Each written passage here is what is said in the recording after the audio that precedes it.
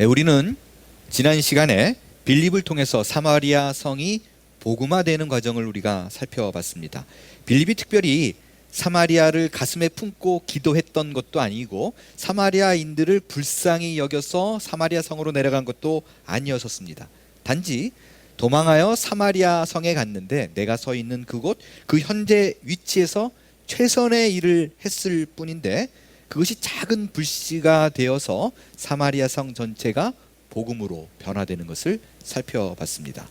빌립이 복음을 전하자 많은 사람들에게 붙었던 더러운 귀신들이 떠나고 많은 병자들이 고침을 받았더라라고 되어 있습니다. 오늘 본문은 그 사마리아 땅에 복음을 전할 때 지금 앞에 나와 있는 이 내용이 구체적으로 어떻게 전개가 되었는가를 기록한 내용입니다. 사마리아 땅이 복음화되는 과정 속에 마술사 시몬이 등장을 합니다. 이 사람은 누구인가? 이 사람의 신앙의 모습을 통해서 우리가 배울 수 있는 기독교 신앙의 교훈은 무엇인가를 세 가지로 여러분과 말씀을 나누도록 하겠습니다. 첫 번째가 우리가 믿는 그 믿음의 내용입니다. 빌립이 사마리아 땅에 복음을 전할 때 그 성에 시몬이라는 마술사가 살았어요. 여기서 말하는 마술사가 뭘까요? 우리가 흔히 한국말 번역에 마술사 그러면 매지션으로 생각하기 쉽습니다. 그러니까 출입, 눈속임을 통해서 대중들에게 어떤 엔터테인먼트를 제공해주는 직업을 가진 사람으로 생각하기 쉬운데 사실은 이 단어의 명사형이 마고스라는 헬라어거든요. 이 마고스라는 단어가 어디 쓰였느냐? 여러분 마태복음에 예수님을 경배하기 위해서 찾아왔던 동방 박사 있죠. 동방은 동쪽에서 왔다라는 뜻이고 박사가 마고스예요. 근데 이 마고스가 박사 그러니까 많이 배운 사람이다, 공부 많이 한 어떤 현인이다, 현자다라고 생각하기 쉬운데 요 마고스의 뜻이 정확히 뭐냐면요, 점성가입니다. 주술가예요. 그래서 별을 보고 뭔가 대단한 분이 왔다라는 걸 알고 찾아온 거예요. 그게 마고스입니다. 그러니까 마술사 시몬은 사마리아 땅에 있는 이방신을 통해서 신기를 행했던 사람이에요. 그 한국말로 박수 있죠. 박수무당, 남자무당. 딱 그렇게 생각하시면 돼요. 이 마술 실력이요, 시몬이 대단한 것 같아요. 10절에 보면 이 마술사 시몬을요, 지위가 낮은 사람부터 높은 사람까지 몽땅 다 그를 따라다녔다라고 얘기를 합니다. 그러니까 보통 사람이 아니었어요. 그랬던 그가 빌립이 사마리아 땅에 와가지고 복음을 전하는 모습을 딱 보고요, 오 마이 그러고 놀랍니다. 야, 이 사람이 나보다 수가 더 높구나 라는 걸 알게 돼요. 그래서 빌립에게 침례를 받고 빌립을 따라다닙니다.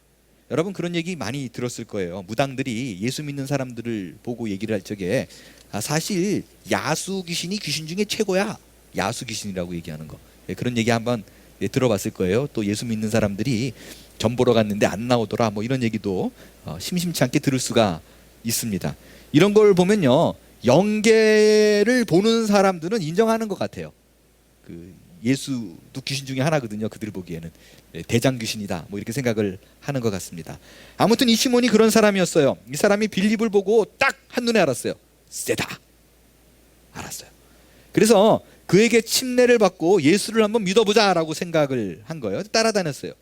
그런데 따라다 보니까 더 놀라운 사람들이 빌립 위에 있다는 걸 알게 됐어요. 그게 누구예요? 베드로와 요한이에요. 베드로와 요한이 예루살렘에 있었잖아요. 그 사도들은 예루살렘에 남아 있었으니까. 근데 흩어진 자들이, 특별히 빌립이 사마리아 땅에서 복음을 전했는데 그들이 믿더라라는 얘기를 듣는 거예요. 그래서요, 내려왔는데 기뻐하고 축하해 주기 위해서 온 게 아니라 사실은 확인차 내려갔어요. 근데 진짜로 이들이 예수를 믿는 게, 야, 이방 땅에도 하나님이 이제 복음을 전파하게 하는구나, 그들로 믿게 하는 거를 알아서 침례를 줬는데 막 성령이 그들에게 임하는 거를 본 거예요. 빌립이, 그러니까 시몬이 빌립을 보고도 놀랐는데 베드로와 요한이 기도했을 적에, 안수할 적에 성령이 임하는 거 보니까 진짜 눈이 뒤집어졌어요. 더 대단한 사람이 온 거예요. 그래서 야, 내가 지금도 유명하고 많은 사람들이 낮은 자부터 높은 자까지 따라다니는데 저렇게 눈에 드러나는 무언가가 있다면 진짜 내가 대단한 인물이 되겠다라고 싶어서 베드로에게 요구하죠. 내가 돈을 줄 테니까 그 능력을 나에게 달라. 그러니까 베드로가 대노합니다. 그래서 저주에 가까운 말을 퍼부어요. 뭐라고 얘기해요? 내 은과 함께 네가 망할 거다. 자, 여러분, 이 사마리아 땅은 복음을 한 번도 듣지 못한 지역입니다. 그런데 그 지역에 지금 복음이 막 전파되고 있는 중이에요. 그 과정 속에서 이방신을 섬기던 마술사 시몬의 사례가 등장한 것은 굉장히 의미심장한 일이라고 말할 수 있습니다. 왜냐하면 우리 가운데 이런 식으로 예수를 믿는 사람들이 너무나 많습니다. 두 가지 면에서 그래요. 기존에 자기가 믿던 신앙의 방법, 다른 신을 섬기던 방법을 그대로 접목해서 예수를 믿는 경우도 그렇고요. 또 다른 경우는 예수를 믿는다는 것의 근본적인 삶의 목표와 방향이 자기의 유익을 위한 것이라는 부분에서 도드라지게 그렇습니다. 예수를 믿게 됨으로 말미암아 나타나게 되는 그런 기이한 현상들이 있잖아요. 뭐 기적이 있을 수도 있고 그렇게 눈에 보이는 현상이 아니더라도 내 안에 일어나는 샘솟는 기쁨, 이런 것들을 보고 하나님이 정말 존재하시는구나, 복음이 나에게도 임했구나 라는 것을 보는 것이 아니라 내가 이것을 통해서 이거를 내가 내 거로 만들어 가지고 내가 이전보다 훨씬 더 큰 영광을 보겠다라고 생각하는 거예요. 여러분, 여기에 더 놀라운 사실이 있습니다. 그건 뭐냐면 이 마술사 시몬은 하나님의 존재를 인정하는 사람이에요. 하나님을 믿는 사람이에요. 그렇기 때문에 베드로가 내 은과 함께 망할지어다 그럴 적에 하나님의 존재를 부정하는 사람이면 웃기고 있네, 뭐 그런 게 어딨어 라고 생각할 텐데 베드로가 그 말을 딱 듣자마자 무지하게 무서워합니다. 두려워 떨어요. 그래서 베드로에게 뭐라고 얘기해요? 제발 제가 부탁하는데요, 베드로님 기도해 주셔가지고 이 일이, 그 저주가 내게 임하지 않게 해주세요 라고 부탁해요. 이 말은 뭐예요? 두려워 떨었다는 건 하나님의 존재를 그가 인정하는 사람이었다는 거예요. 여러분, 이 얘기가 정말 무서운 얘기예요. 혹시나 우리 중에 이렇게 믿는 분들이 계십니다. 이거예요. 나는 하나님의 존재를 믿어. 그리고 그 하나님이라는 존재가 내가 알고 있는 그 어떤 이방의 신보다도, 어떤 우상보다도 훨씬 더 힘이 세. 정말 그는 창조자고 능력자고 모든 걸 행할 수 있는 분이야. 그분은 내가 기도를 하면 나를 부자로 만들 수도 있고, 의사가 못 고친다는 병도 그분께 기도하면 나를 고쳐줄 수 있는 대단한 능력을 가진 분이야 라고 믿습니다. 만약에 여러분이 믿고 계신 신앙의 부분이 딱 여기까지라면 그게 딱 마술사 시몬까지입니다. 딱 그 수준, 그 이상 그 이하도 아니에요. 여러분, 여기까지 믿는다는 게 대단한 것도 아니고 특별한 것도 아니에요. 왜냐하면 말씀드렸듯이 이방신을 섬기는 영매들도 거기까지는 다 알아요. 야수귀신이 최고라고 얘기한다니까요. 여러분, 우리의 구원은요, 하나님이 정말 능력자다, 세상을 창조한 위대한 분이다라는 믿음으로 구원 얻지 않습니다. 그분의 아들 예수 그리스도를 믿는 그 믿음으로 얻는 거예요. 그래서 여러분이, 누군가가 여러분에게 묻습니다. 너 구원 받았어? 라고 믿으면 눈을 동그랗게 뜨고 당연히 받았지, 내가 교회 다니고 신앙생활을 한 지가 얼마인데 너 왜 네가 구원 받았다라고 생각하는데? 라고 물었을 때 내가 만약에 이렇게 대답해요. 나는 당당하게 하나님을 믿어. 그리고 그분이 이 땅 모든 인간부터 시작해가지고 모든 것을 창조하신 그 하나님이라고 믿어. 그래서 나는 구원받았다라고 생각해 라고 말하면 그게 딱 마술사 시몬이라니까. 우리의 구원은요, 그 하나님의 존재를 인정하는 것으로 구원 얻지 않습니다. 그분의 아들 예수 그리스도를 믿는 믿음으로 구원 얻는 거예요. 자, 그러면 예수를 믿는다는 게 뭐예요? 누군가 와가지고 너 예수 믿어? 예수 믿어. 뭘 믿어? 그럼 뭐라고 대답할래요? 내가 예수를 믿어라고 그럴 적에 정말 오토매티컬리 자동적으로 딱 이 두 가지 대답이 나와야 돼요. 지금 당장 외우세요. 새 생명반을 했었지만 다 외우세요. 이게 외우지 못하겠으면 세뇌를 시키세요. 계속해서. 그 왜 그 북한 사람들 이렇게 툭 치면 내래 당과 수령을 위해 뭐 이렇게 세뇌돼 가지고 나오듯이 여러분 예수를 뭘 믿는데라고 물으면 이게 두 가지가 딱 나와야 돼요. 뭐냐? 첫 번째가 그가 구원자라는 거예요. 내 죄를 깨끗게 해주셔서 그분을 통해서 내가 천국에 갈 수 있다. 내 인생을 구원하신 분이다. 내 인생을 붙들고 계신 분이다. 이걸 믿는 거예요. 세이비어. 두 번째가 주님이에요. 주님. 이 주님을 우리가 또 구주라고 표현하잖아요. 그래서 때로는 구원자와 구주를 동일한 걸로 생각하시는 분들이 깜짝 놀랄 정도로 있어요. 구주는 주님이라는 뜻이에요. 이 주님이라는 뜻이 한국말로 번역이 굉장히 잘된 번역인데도요, 한자에 익숙하지 않은 세대들은 주님, 구원자, 구주 이거를 다 그냥 하나로 알아요.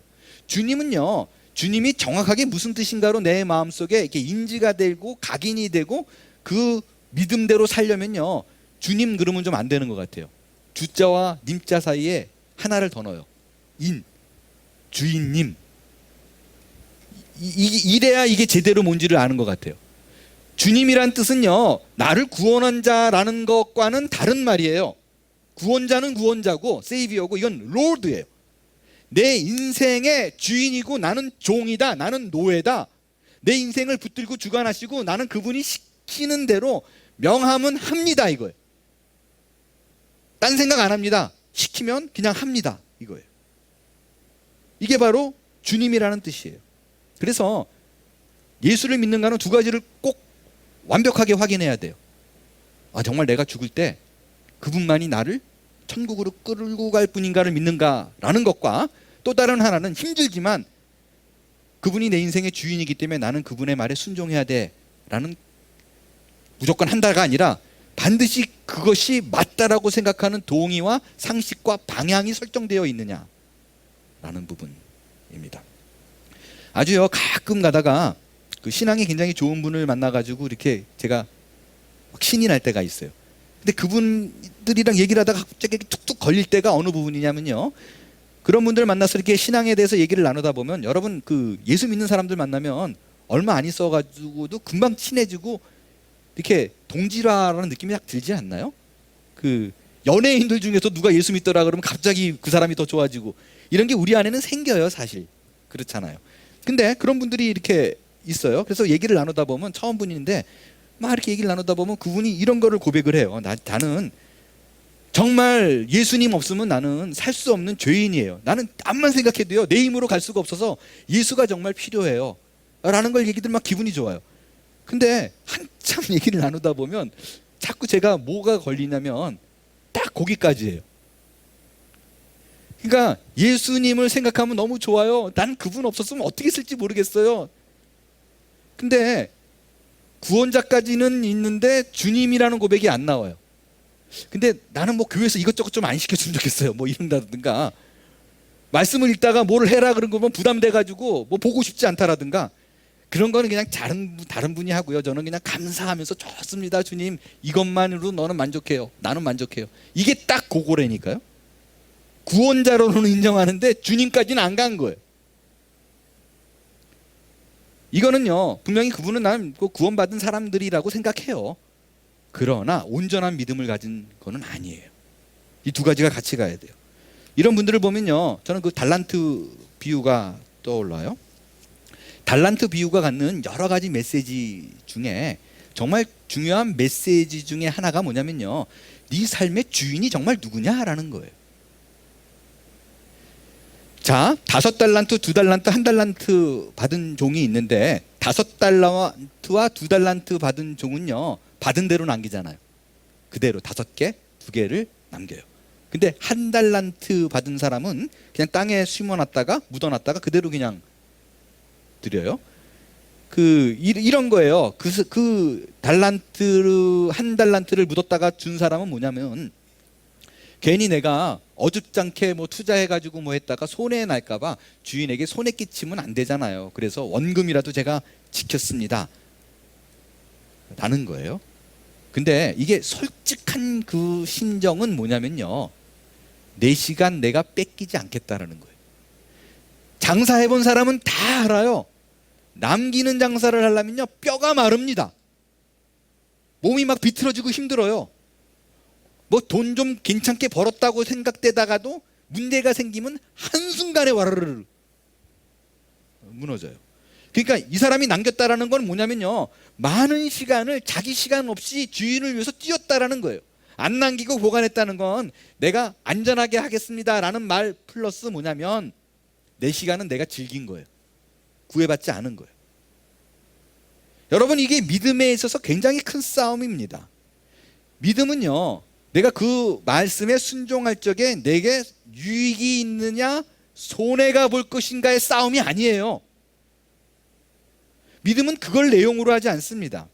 내 인생에 어떤 결론이 나더라도 그것이 손해이든 유익이든 상관없이 주인이 하나님이시기 때문에 나는 시키는 대로 했다. 그 인생의 모든 거는 하나님이 책임진다 라는 고백이 있는 사람, 그러기 때문에 하는 사람, 나의 유익과 상관없이 하는 사람, 이게 정말로 내 인생을 하나님이 주인으로 맡긴 사람이 보여줄 수 있는 태도라는 거예요. 예수를 구원자라는 고백으로요, 그거를 부름으로 말미암아 내 배가 부르겠다라는 거는 기독교 신앙이 아닙니다. 신앙은 내가 아닌 하나님의 나라를 생각하는 거예요. 그것이 신앙의 진정한 내용이 될 때 내가 바른 신앙으로 성장을 하는 거예요. 두 번째로 마술사 시몬을 통해서 나타난 믿음의 교훈은요, 기적의 신앙이에요. 다시 말씀을 드립니다. 마술사 시몬은요, 하나님을 안 믿는 사람 아니에요. 하나님을 믿는 사람이에요. 13절에 보게 되면 분명히 그는 믿는 사람이었고요, 이걸로 침례를, 믿음의 고백으로 침례도 받은 사람이고요, 자기에게 침례를 준 빌립을 전시무로라고 돼 있죠. 전시무로, 그러니까 진짜라는 얘기예요. 온 마음을 다해서 내가 제자가 되리라 그러고 빌립을 쫓아다녔던 사람이에요. 그런데 이가 이런 믿음을 갖게 된 계기가 뭐냐면요, 빌립이 행했던 표적과 큰 능력 때문이에요. 제가 여러 차례 걸쳐서 말씀을 드리지만 예수 믿는 사람들에게 하나님께서는 기적을 보여줘요. 또 그거를 요청하는 사람들에게 하나님께서 기꺼이 그 일을 행하십니다. 그래서 기적이라는 것이 예수를 믿게 만드는데 굉장히 도움을 받게 되는 게 사실이에요. 저 역시 그런 걸로 왔어요. 중학교 때 그런 걸로 통해서 믿게 됐어요. 저도 그런 일 때문에 우리 교우 중에서 어렵거나 힘든 일이 생기면 하나님, 이게 좀 제발 좀 기적을 보여주세요라고 기적을 간구하는 목사입니다. 그러나 우리의 믿는 신앙이 기적을 바라지만 그거를 추구하는 신앙이 돼서는 안 돼요. 왜냐하면 기독교의 신앙의 본질은 기적이 아니에요. 기적은요, 예수를 그리스도로 알게 하는데 그 앞까지 인도하는 딱 적합한 도구예요. 기적의 역할은 거기까지입니다. 만일 그렇지 않고요, 기적을 목표로 예수를 믿음으로 말미암아 내 삶이 기적이 상식이 되는 이런 거를 추구하는 신앙이 하게 되면 어떤 일이 벌어지는가, 그 결과가 정확한 사례가 오늘 마술사 시몬입니다. 우리는 구원을 우리의 노력의 대가로 받지 않아요. 전적인 하나님의 은혜입니다. 은혜라는 말은 선물이라는 말이고 그것은 곧 공짜라는 얘기예요. 그런데 초자연적인 기적을 추구하는 신앙을 가진 사람은요, 영락없이 그 신앙이 어떻게 발전되는가, 20절에 보면 하나님의 선물을, 그 구원의 은총을, 그에게 베풀어 주시는 모든 은혜를, 은사를 돈 주고 사려고 그래요. 이 말은 뭐냐면요, 하나님을 이런 분으로 인식하는 거예요. 하나님은 내가 정말 소중히 여기고 가치 있는 것을 눈 딱 감고 아낌없이 내가 주님을 위해서 헌신하여 드립니다 라고 바치면 하나님께서는 반드시 보상하신다, something great를 주시는 분이다 라고 믿는 신앙이 딱 마술사 신앙이에요. 여러분, 오늘 제가 돈과 하나님을 향한 신앙을 좀 풀어드리겠어요. 제가 최대한 쉽게 풀려고 노력해 볼게요. 이 한 번으로 이해가 잘 되면 좋겠는데, 이해가 잘 안 되시는 분은요, 반드시 오늘 설교를 좀 여러 번 이 부분을 반복해 들으셔서 물질과 하나님에 대한 신앙에 대한 관계를 좀 바르게 정립할 수 있는 기회가 됐으면 합니다. 만일 여러분 중에서요, 하나님은 헌금을 많이 하는 사람을 특별히 사랑하시고 이에 대한 대가로 너무너무 귀하게 여겨서 반드시 그에 대해서 something great 한 걸로 보상해 주신다라고 믿는 분은요, 하나님의 선물을 돈 주고 사려는 사람들입니다. 그 결과가 어떻게 돼요? 내 은과 함께 망하게 될 거라는 거예요. 근데 우리가 신앙생활을 하다 보면 또 헷갈리는 부분이 발생을 해요. 그게 뭐냐면, 제가 지난 30년의 목회 경험을 보면요, 실제적으로는요, 어려운 가운데도요, 물질에 헌신을 하는 분들이 계세요. 그러면 또 이분들이 경제적인 축복을 누리는 거를요, 여러분 보잖아요. 그죠? 그건 부정할 수 없잖아요. 그런 일들이 벌어져요. 경제적 축복이라고 얘기하면요, 내가 바쳤지만 그거보다 훨씬 더 많은 경제적인 누림이 있더라 라는 것도 있을 수 있지만, 또 다른 경제적인 축복이라는 건 뭐냐면요, 분명히 어려운 가운데도 드렸는데 그것에 구애받지 않고 본인의 삶을 기쁘게 유지해 나가더라 라는 것도 경제적인 축복이에요. 쪼들리지 않고, 돈이 많아도 막 그냥 긴장하지 않고, 이런 것도 또 다른 축복입니다. 이렇게 물질로 헌신하는 분들이 그런 축복을 받는 걸 우리가 봐요. 그렇다면 이 두 가지 사례, 돈으로 신앙을 사면 망한다는 사례와 물질적 헌신을 했더니 경제적인 축복을 받더라 라는 이 신앙의 갭을 어떻게 이해해야 하는가 라는 부분입니다. 뭐가 진짜예요? 과연 헌금의 양과 물질의 복은 어떤 관계가 있는 것인가?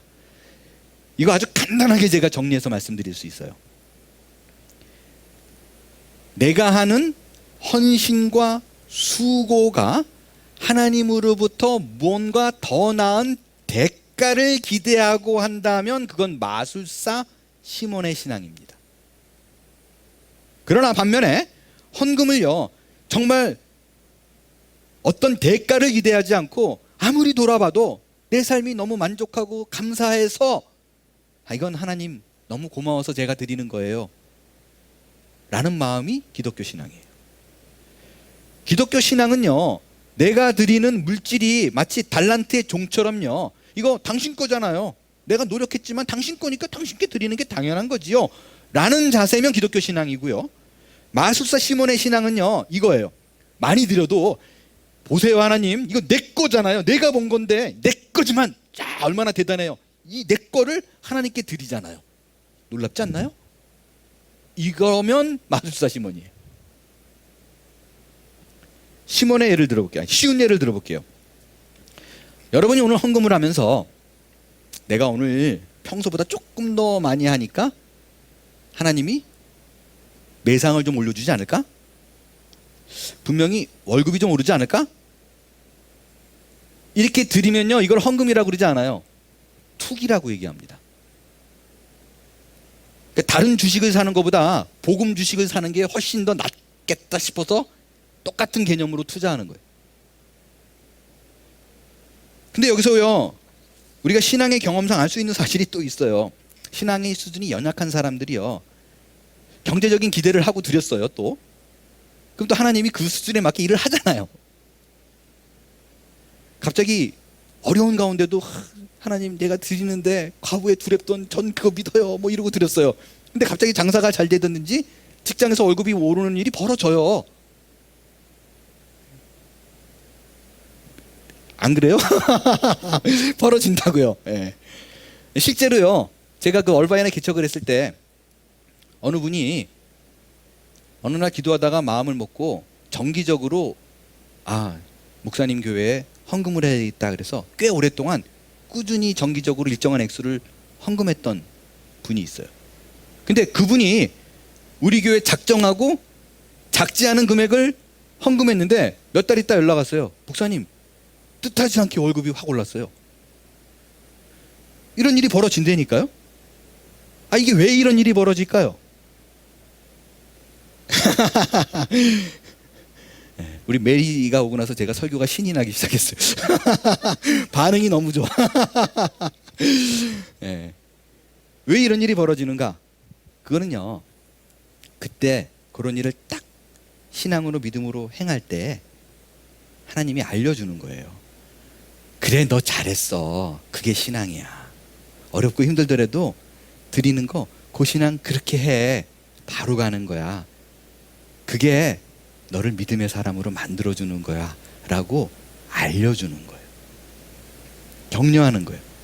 그 방향이 맞다고 깨닫게 해주는 거예요.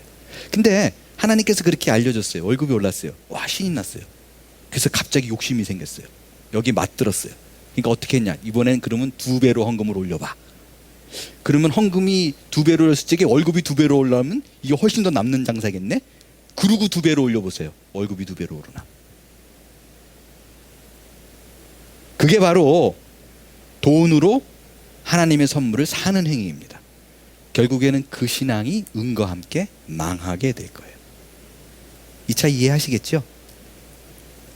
하나님은 헌금의 액수와 양에 따라서 그에게 주시는 선물을 결정하지 않습니다. 만일 그런 일이 벌어져서 그거를 추구하면 더 이상 선물이 아니에요. 마술사 신앙이죠. 돈으로 사는 거죠. 여기서 또 질문을 드릴게요. 하나님은 헌금의 양에 따라서 내게 어떤 선물을 결정하지 않아요. 그럼 이제 헌금 안 해도 되네요. 복음인가요? 야, 그럼 헌금 안 해도 되잖아요. 헌금의 양에 따라서 결정하는 게 아니면 굳이 할 필요 없잖아요. 더군다나 요즘같이 경제적으로 어려운 분들이 많이 계신데, 야, 목사님 감사합니다. 이제부터 그럼 헌금 끝 이러면 되겠네요. 어떻게 생각하세요? 아닙니다. 그렇지 않아요. 해야 합니다. 왜냐하면 헌금은요, 하나님을 향한 내 신앙의 표현이에요. 우리는 복을 더 많이 받기 위해서 헌금하는 사람들이 아닙니다. 절대로 그렇게 가르치는 말씀이 있다면 인터넷 뒤다가 그런 소리 하면요, 당장 나가세요. 바치는 대로 더 복이 있을지어다. 들으면 안 돼요. 망할 거예요. 그거는 아니지만 우리는 헌금을 통해서요, 하나님께 이 고백을 하는 거예요. 내가 살아가는 근거가 돈에 있지 않습니다. 물질에 있지 않습니다. 하나님의 다스림에 있습니다. 라고 고백하는 거예요. 여러분, 돈이 얼마나 중요해요. 돈은 아무것도 아니야 라고 말하는 사람은 딱 2종류예요. 평생 경제적으로 어려움을 겪어본 적이 없는 사람이든지, 지금 거짓말하는 거든지, 신앙이 있는 척 하는 거든지. 돈은요, 우리의 마음을 절대적으로 막 무너뜨리기도 하고 또 한순간에 살리기도 할 만큼 큰 힘이 있습니다. 그런데 그런 물질을 내가 하나님께 드린다라는 거는요, 내가 이걸로 살지 않을 거예요. 하나님께서 내 인생 주인이니까 지켜주신다는 그 믿음으로 사는 거예요 라고 그 믿음을 보여주는 거예요. 표현하는 거예요. 헌금은요, 양이 중요하지 않습니다. 단지 내가 할 수 있는 최선으로 하는 거예요. 정말 중요한 게 있어요. 헌금을 최선으로 할 때 그것이 내가 헌금을 드렸더니 경제적인 상황이 더 나아지지 않더라, 내가 500불을 헌금했더니 딱 이번 달에 500불 마이너스가 나더라 라는 일이 벌어질지라도요, 그거를 기대하면서 나아질 걸 기대하는 것이 아니라, 이것 없어도 저 이렇게 기쁨으로 살아낼 수 있어요. 왜? 하나님이 내 인생의 주인이니까 책임져 줄 거예요. 당신 것이기 때문에 당신께 드리는 것 뿐입니다 라는 게 헌금이에요. 만일 그렇지 않으면 내가 지금 현재 주어지는 상황에 따라서 헌금의 태도가 달라진다면 그거는 정확하게 마술사 시몬의 신앙입니다. 무언가 근사한 것을 내가 얻어내려고 헌금을 하는 것도요, 이 물질이 내 거니까 내가 이런 거를 드리면 보답해 주겠지라고 생각하는 사상이잖아요. 내 거예요. 반면에 헌금을 하지 않고요, 내 인생 그냥 내가 준비해가지고 내가 할 수 있어요 라고 생각하는 것도 이 물질이 내 거라는 발상에서 나온 행동입니다. 하나님이 알게 해줄 거예요. 그렇지 않다라는 거. 이거는요, 예수님을 구원자라고 믿지만 주님까지 가지 않은 거예요. 이거를요, 정확하게 가장 잘 나타내주는 본문이 누가복음 17장에 나와 있습니다. 제자들이 예수님께 와서 뭐라고 물어보냐면요, 이들이 예수님을 따라다니다 보니까 믿음이 좀 세지면 좋겠다라는 생각이 든 거예요. 그래서요, 우리에게 믿음을 좀 더해 주세요. 어떻게 해야 믿음이 좋아질 수 있어요? 어떤 게 믿음이 좋은 거예요? 물어본 거예요. 뭔가 이렇게 믿음이 좋아지면 큰 능력을 행하고 이런 걸로 또 생각했겠죠. 그 얘기를 딱 듣자마자 예수님이 오 그래 믿음이 좋다는 게 뭔가, 믿음이 좋은 믿음으로 더해 간다라는 거, 성장하는 게 뭔가라는 얘기로 한 말이 누가복음 17장에 나와 있습니다. 제가 읽을게요. 7절부터예요. 너희 중 누구에게 밭을 갈거나 양을 치거나 하는 종이 있어 밭에서 돌아오면 그더러 곧 야 와 앉아서 먹으라 말할 자가 있느냐라고 얘기해요. 종이 열심히 헌신해서 수고하고 봉사합니다. 근데 뭐를 기대하냐면 들어오면 주인이 이렇게 버선발로 나와 있다가 아이고 더운데 수고했다, 저 땀 봐라, 일로 들어와 일로 들어와 밥부터 먹어. 주인이 그러는 거 봤어? 8절 도리어 오히려 그더러 땀 흘리고 수고하고 왔는데 야 이제부터는 내 먹을 거 준비해. 띠를 띠고 내가 먹고 마시는 동안에 너는 이제는 서브해, 수종 들고 너는 그 후에 먹고 마시라 하지 않겠느냐. 명한대로 하였다고 또 그렇게 했어요. 그럼 아이고 잘했다, 아이고 힘들지 칭찬할 것 같아? 아니야, 종인데 뭐 종에게 감사하겠느냐. 우리가 기대하는 것과는 달리요, 우리가 생각하는 방향과 우리의 기대와 하나님의 생각은 달라요. 우리는요 정확히 이런 생각을 갖고 있다니까요. 더 열심히 많이 수고하고 봉사하고 헌신하고 드리고 뭐 이러면 하나님이 이렇게 보다가 야 이놈 참 예쁘다, 특별히 사랑할 걸로 생각해요. 근데 하나님 입장에서 뭐냐면 야 그게 당연한 거지, 안 하는 놈을 패야지, 이게 당연한 거라고요. 이게 그러면 좀 억울하잖아요. 그런 생각 안 들어요? 인간이니까 들 수 있잖아요. 여기 이렇게 열심히 봉사하는 분들이 있는데 이분들 집에서 예배 드리는 사람이랑 똑같이 살아간다 그러면 억울하지 않아요? 그럴 때 우리가 어떤 태도로 해야 되느냐. 10절 이와 같이 너희도 명령 받은 것을 다 행한 후에 이르기를, 이게 답이에요. 우리는 무익한 종이라 우리가 하여야 할 일을 한 것뿐이니라. 그냥 내가 주어진 일을 한 거예요. 이게 당연한 거죠. 대가를 추구하지 않는 신앙, 이게 기독교 신앙이고 진짜 신앙이에요. 이게 너 믿음이 더 커지고 싶어? 그러면 짠 하고 능력 부리는 줄 알았더니 일 더 해, 이거예요. 주어진 일이나 다 해. 이게 이방 종교에서 가르치고 추구하는 것과 전혀 다른 기독교 신앙의 차이입니다. 제가 높아심으로 말씀드릴게요. 여러분 아시다시피 제가 지난 2년 동안에 설교 때 헌금에 대한 얘기를 거의 하지 않았어요. 제 기억으로는 아마 한 번 정도 한 것 같아요. 근데 안 하던 목사가 이렇게 헌금 얘기를 하면 이런 생각을 또 하시는 분들이 있어요. 요즘 교회가 좀 어렵나 보다, 그래서 좀 헌금 좀 하라는가 보구나. 이걸로 오해하는 분이 정말 없었으면 좋겠어요. 오늘 본문이 그 주제를 다루고 있기 때문에 저도 제 할 일 제가 그냥 하는 거예요. 저는 하나님이 오늘 이 주제를 가지고 우리에게 말씀하는 이유는 또 분명히 있다고 저는 믿어요. 한문교회 교인들 중에서 누군가가 이 문제로 고민하고 있는 분이 있다거나, 또 이거에 대해 정리가 안 돼서 늘 괴로웠던 분이 있다거나.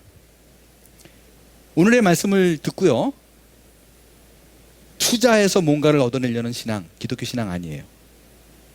본인의 신앙의 위치가 어딘가를 확인할 수 있게 되길 바랍니다.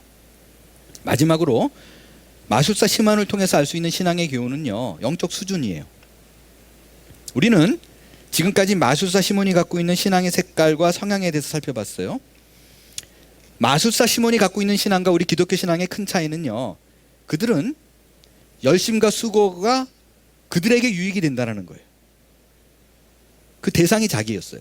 반면에 기독교 신앙은요, 하나님으로부터 무언가 얻어내기 위하여 하는 신앙이 아니었어요. 내 인생이 근본적으로 주께 붙들린 바 되어 있기 때문에, 그가 주인이기 때문에 내 인생을 책임져 줄 것이다라는 여유와 만족으로 지금 주어진 걸 누리는 거예요. 내가 무언가 하는 것도 감사로 인한 당연한 반응이에요. 우리는요, 각자에게 주어진 은사가 모두 다 다르다라고 믿습니다. 그것이요, 병 고치는 은사이든요, 예언을 하는 은사이든 방언을 하는 은사이든, 심지어 노래를 잘하는 은사이든 악기 연주를 잘하는 은사이든, 보니까 우리 장원영 집사님은 두 개 다 가지고 있어요. 노래도 잘하고 악기도.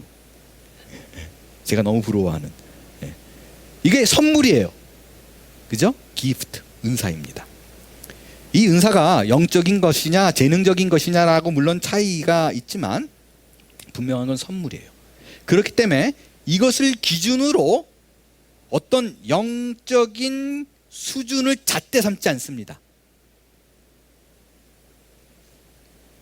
반면에 그들이 갖고 있는 신앙은요, 특별히 영적인 은사의 유무 있느냐 없느냐로 그가 갖고 있는 신앙의 수준을 판단합니다.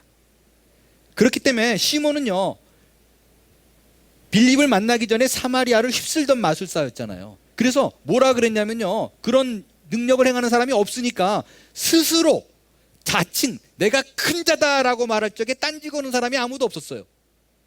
그럴 뿐만 아니라 많은 사람들이 그를 보면서 야, 그 능력을 행하는 거 보고 뭐라 그랬냐면요, 이 사람이 크다, 이 사람은 크다 일컫는 하나님의 능력이다, 이 사람이 크다 일컫는 이 사람 자체가 하나님의 능력이다 라고 생각했어요. 그러니까 영적 레벨을 딱 평가하는 거예요. 그가 행하는 능력을 보고 시몬에게 집중했어요. 그렇게 평소에 신앙의 생활을 해왔던 사람의 관점으로 보니까 빌립이 우와 대단한 거예요. 근데 더 큰 사람이 왔어요. 신앙의 레벨이 큰 사람이 왔어요. 그게 베드로와 요한이었어요. 빌립이 못했던, 안수하니까 막 성령이 내리는 거를 경험한 거예요. 그래서 늘 본인이 당연하게 생각했던 돈 줄 테니까 이 능력을 달라라고 얘기를 했어요. 그러니까 베드로가 대노했죠. 뭐라고까지 얘기했어요? 이 돈은 너랑 상관없다, 네 은과 함께 망할 거다 라고 얘기를 했어요. 그때 이 사람의 반응이 아주 놀랍습니다. 뭐라고 반응했는가? 망할지어다 그랬더니 24절이요. 24절을 한번 우리 큰 소리로, 다 같이 큰 소리로 같이 읽겠습니다. 24절 시작. 나를 위하여 주께 기도하여 말한 것이 하나도 내게 임하지 않게 하소서. 자, 잘 보세요 여러분. 마술사 시몬이 은과 함께 망할지다 두려웠어요. 떨려서 부탁을 했어요. 자, 여기 뭐가 문제가 보이나요? 이거 분명히 문제가 있거든요. 교묘해요. 잘 안 보일 수 있어요. 이걸 봐야지 진짜 기독교 신앙이에요. 사실 이것만 보면 잘 안 보이는데 앞에를 다 봐야 돼요. 그렇지만 이것만 보더라도 만약에 발견할 수 있으면 바로 가고 있는 거예요. 뭐가 문제일까요? 뭐가 문제일까요? 정답은 하이라이트한 부분이에요. 나를 위하여 주께 기도하여 이 재앙이 내게 하나도 임하지 않게 해달라라는 부분이에요. 이게 왜 문제인가?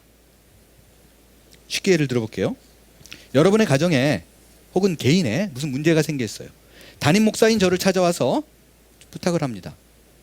목사님, 저희 가정에 이런 문제가 생겼어요. 죽을 것 같아요. 목사님께서 기도해 주세요 라고 얘기했어요. 문제 있나요? 오, 목사님께 그런 걸 왜 얘기해요? 그거 문제인데요? 라고 말하는 사람은 또 문제예요. 그 문제 삼으면 안 돼요. 그건 문제 없어요. 근데 마술사 시몬은 왜 문제인가요? 전반적인 흐름으로 봐야 알 수 있어요. 시몬이 베드로에게 요청한 것과 여러분들이 목사에게 요청한 것과 뭐가 다를까요? 이 부분에 달라요. 마술사 시몬은요, 은과 함께 망할지어다 라는 그 재앙을 피할 수 있는 유일한 길이 영적 수준이 있는 베드로만이 할 수 있다고 생각했어요. 영적으로 수준 있는 사람이 기도를 해야지만이 이 재앙이 내게 모면할 수 있다, 피해갈 수 있다고 생각했어요. 자기가 기도하는 것보다 영적으로 파워 있는 사람이 기도하는 것이 훨씬 더 영향력이 있다고 생각하는 거예요. 내가 기도하는 것보다 누군가 영적으로 훨씬 수준 있는 사람이 기도하면 하나님이 그 기도를 훨씬 더 잘 들어줘 라는 것은 마술사 신앙이에요. 이방신을 섬기던 마술사로부터 온 신앙의 방법이지 절대 기독교 신앙이 아닙니다. 베드로는 이 재앙을 피해갈 길을 이미 말해줬어요. 뭐라고 말을 했는가? 회개하고 죽게 기도해라. 네가 기도해라. 베드로가 야 나에게 기도 부탁해. 좀 주고.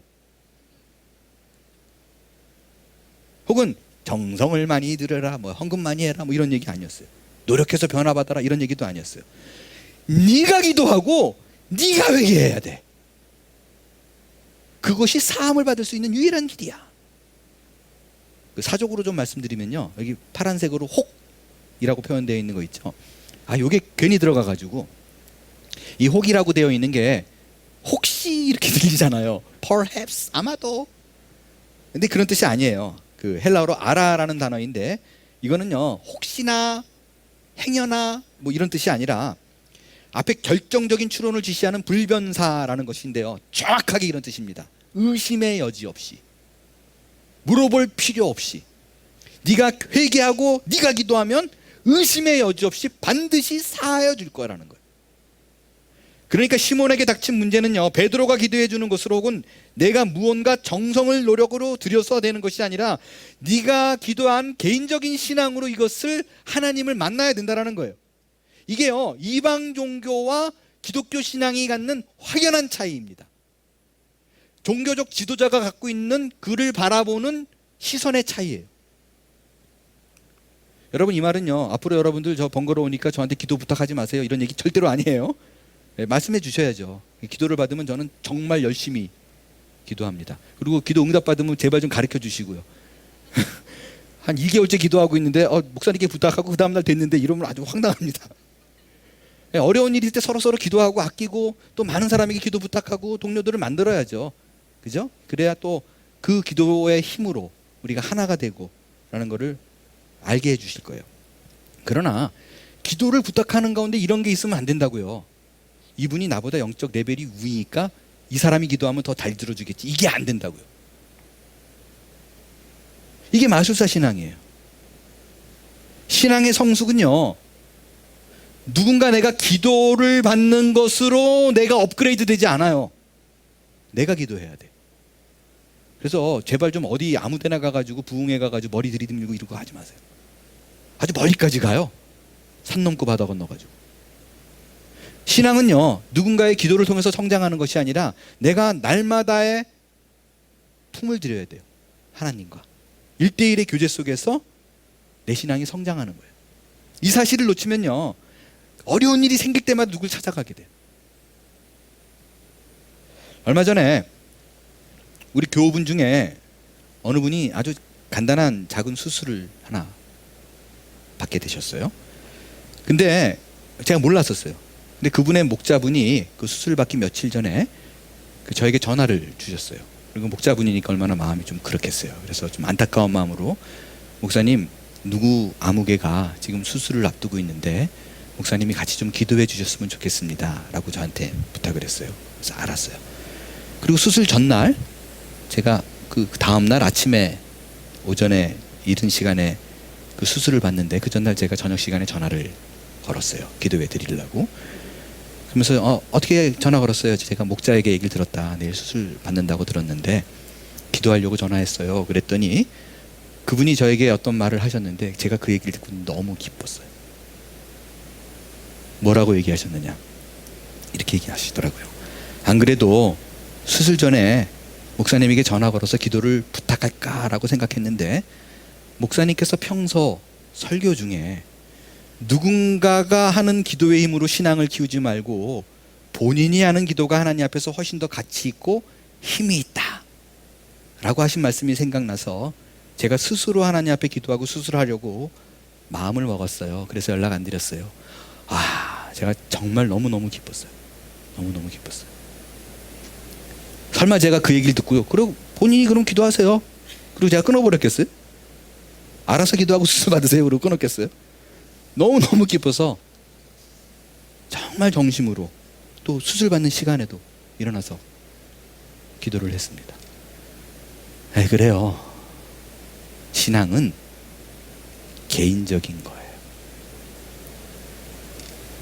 여러분, 내 아버지의 기도로, 내 어머니의 기도로, 내 남편의 기도로, 내 아내의 기도로 내가 천국 가는 거 아니에요. 완전히 개인적인 신앙을 통해서, 그 고백을 통해서, 하나님과의 만남 속에서 내가 하는 회개와 그리스도를 의지하는 신앙으로 구원받는 거예요. 이거를 놓치면요 평생 절름발이 신앙으로 갑니다. 오늘 다시 마술사 시몬의 신앙의 모습을 통해서 내 모습을 투영해서 볼 수 있게 되길 바라요. 하나님은요 여러분의 어려운 처지와 형편을 그냥 두지 않을 거예요. 반드시 건져낼 겁니다. 그러나 베드로의 말을 기억하십시오. 네가 회개하고 네가 기도해라. 누군가의 기도가 아닌 내 기도를 통해서 역사하신다는 사실을 기억하십시오. 특별히 어떤 영적인 은사의 유무가 있느냐로 신앙의 수준을 따지거나 점검하지 마십시오. 저울질하지 마세요. 신앙은 하나님께서 내게 보여주시는 그 길을 거침없이 걸어가는 것입니다. 어떤 때는 그것이 외롭고 힘든 싸움이 될 수 있으나 시몬 베드로가 그 마술사 시몬에게 말한 회개하고 기도하라는 말씀을 의지하여 반드시 나의 기도로 하나님과 만날 수 있게 되길 바라요. 이 일을 통해서 내가 예수를 믿는다라는 그 평범한 진리 속에서 끊임없이 일을 하시는 하나님과 동행하는 한 주간의 복된 삶이 될 줄로 믿습니다.